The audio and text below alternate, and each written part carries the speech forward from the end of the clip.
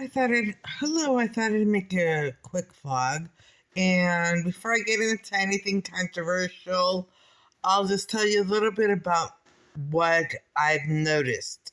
What I've noticed about myself, not about anything else, is that sometimes my dreams when I wake up seem like they really happened, and I'm like, wait a minute. And then I remember little things about my dreams, like, uh, like I went to the hospital, or I, uh, I had an appointment with someone to discuss important business, and then I have memories of and I sometimes I wake up during this part of people screaming and yelling at me, and people being very angry with me. I remember I woke up once when I heard over and over in my dreams, and don't be so strong, and don't be so strong, you know. So that's what goes on at night when I sleep.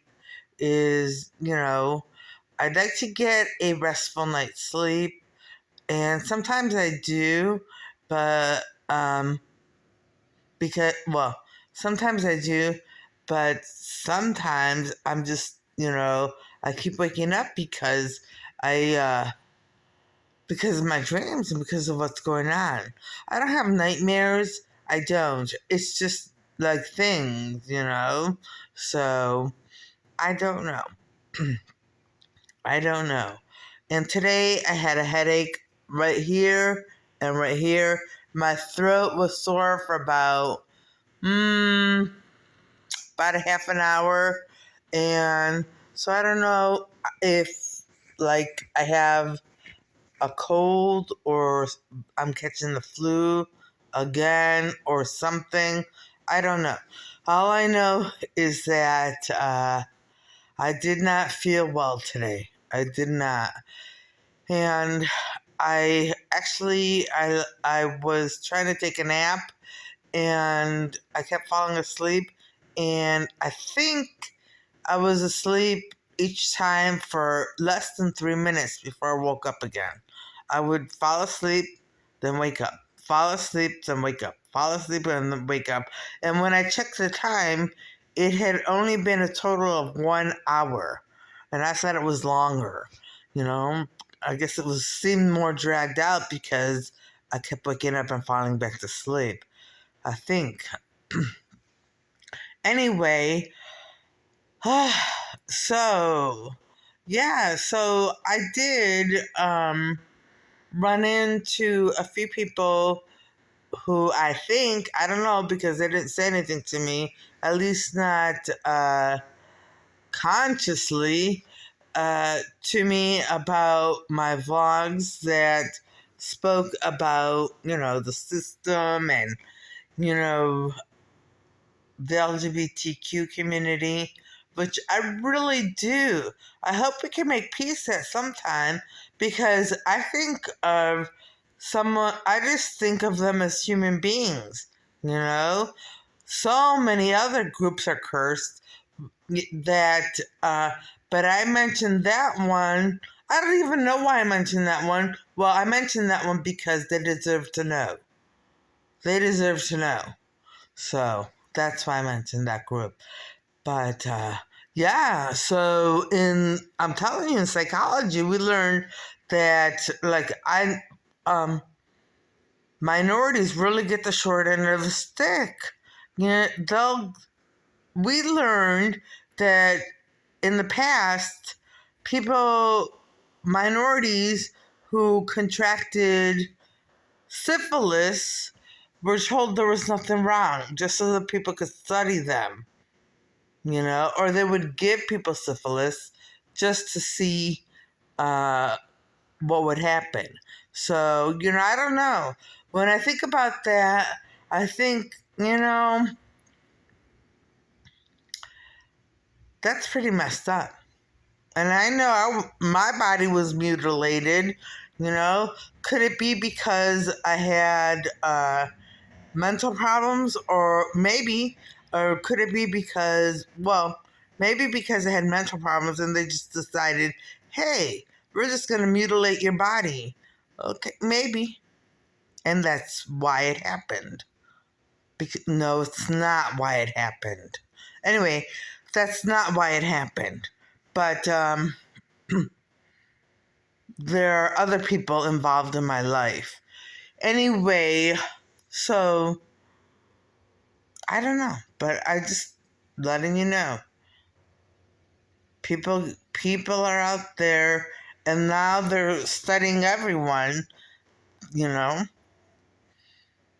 So, and you know, we are all part of a system controlled by the top 1%. The government doesn't like you. I mean, not right now. The government is using people. I haven't said too much about it because I've pretty much kept my head buried in the sand. I didn't want to know what was going on. But they're not your friends. They're not. They're not. They're part of the whole system. You know, they're a cog in the system. That's it. And I don't know. I don't know. But I do know that Hollywood and the entertainment industry is another part of the system. You know, another part of the system. And, you know, there's a show on TV, and people give, I'll just not going to mention the name of the show, but people give their opinions on the show, and it's women. And, you know, I've watched it a few times, and I've seen the reaction to people who may be conservative or have views other than what they believe. And they get very vicious and mean, screamy, yelly, and it's terrible. It's terrible. It's like they can't even express their feelings without outrage.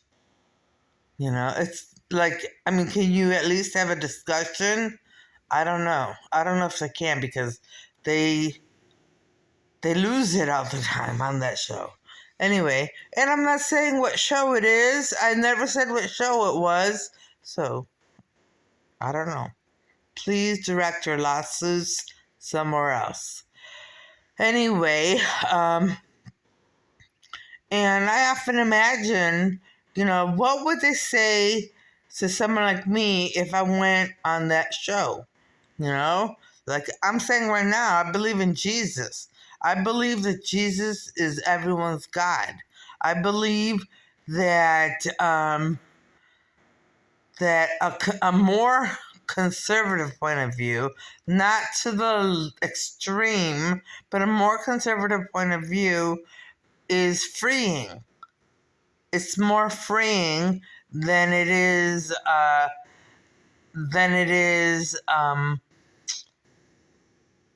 keeping you down. It's very, you know, when you are, I can only speak for myself because of my religion and all that. But when I'm with Jesus and I think about other people and I think about things that are happening, you know, I don't judge them. I'm not judging the people on that show. I'm just saying. I was just saying. They get screamy and yelly, and you know, it seems to be kind of the thing that happens, you know, because I've had other people scream and yell, you know, when I voice an opinion that they don't like, you know. Anyway, so what would happen if I went on that show? What would happen? You know, I don't know what they would ask me, but I definitely would want to talk about Jesus, talk about um, how the economy was much better when someone else was president. Someone very controversial. I mean, you think I'm controversial. That person was very controversial too. And, but, I mean, he showed his love for America. He really did, you know?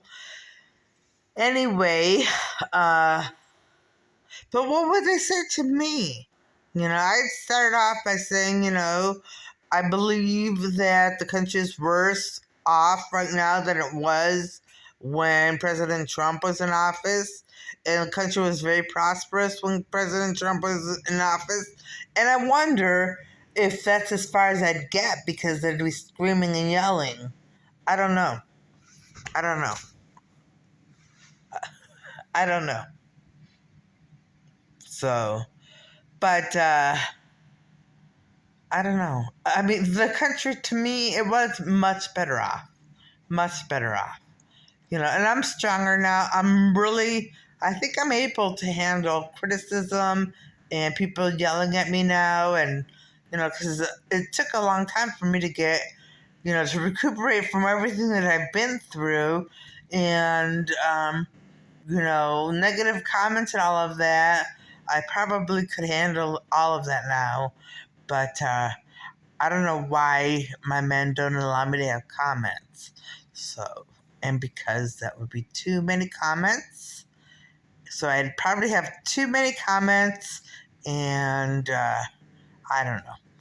I don't know. A lot of negative comments, I'm sure. A lot of negative comments. And then I'd probably, if I could go on any of these shows, and it doesn't matter what show it is, but if I could continue, then I would tell them that I firmly believe that what the LGBTQ community is going through is a curse. I would tell them that. And I would, I believe it wholeheartedly. And as I said before, it's not just me saying it. It's my religious advisors who have advised me on it, and men who know what's going on around the world or in the world. So, I mean, it's not just me. I'm the face of the information that's coming out this way, but it's not just me. So, and then I did ask them, when I realized I felt a little insecure because of what that coin dealer said to me. And he said that, it's a man's game, coin dealing and all that kind of stuff. And when I think about it, so many things in my life have all seemed like, they were like men's things, like, men, you know, like, even in education at the high school level, you had mostly men as the department chairs and mostly men as the principals, you know? So, I mean, and teaching's supposed to be like more of a, well, it's not, but mostly. So then I started to get insecure, and then like I was talking to my man and I said, why am I, if I'm a woman, why am I out there saying all of this stuff? Why is it that I have to do it? And they explained to me, they gave me an explanation. I'm not going to share it, but so I feel more comfortable sharing it now and saying what I have to say. Like I did. Like I said, I wasn't going to back down from any giants, but for a moment there, I really thought maybe I would back down, but I didn't. But I didn't because I had my men there to reassure me. Okay, so now, and because a lot of the things I talk about may not be obvious to everyone, but a lot of the things I talk about are like controlled by men, and yeah. So, you know, those are just things that that's the way it is. That's just the way it is for right now, you know. And I know, well, that's just the way it is right now. Anyway, so, but yeah, so on these shows, on any of these talk shows right now, I wonder what the reaction would be to me. Because I'm not going to back down. I mean, now that I've been reassured that I have to and all that kind of stuff, I'm not backing down. I wouldn't back down from this stuff. So I need to, like, I would wonder what would the reactions be? Or would they just take time tearing me apart, for my past? Like a lot of these woke people do. They destroy your reputation by one thing you said when you were born, one thing you did when you were this age. Ugh. Everyone grows and changes. Everyone grows and changes. And if they haven't, then mention something they did as a pattern and it continued and then whatever. But it's none of your business, really. It's really none of your business. And anyway, how do you know all of this stuff? Do they investigate people to get dirt on them? Is that what they do? I don't know. Anyway, so I'm going to change the subject. And something came to mind and I forgot now. I forgot what it was. So I'm not backing down. And, I wanted to talk about my city. So, here in Cleveland, they have scooters that people can ride around. They pick them up and they ride around on them and leave them where whoever their end location is. But they're highly regulated here in Cleveland because I guess when they came in, when the mayor, Frank Jackson, decided to put scooters here in Cleveland in 2018, he city council city council had a lot to say about it because their wards, which were neighborhoods, didn't want the scooters to be just littered all around their yard.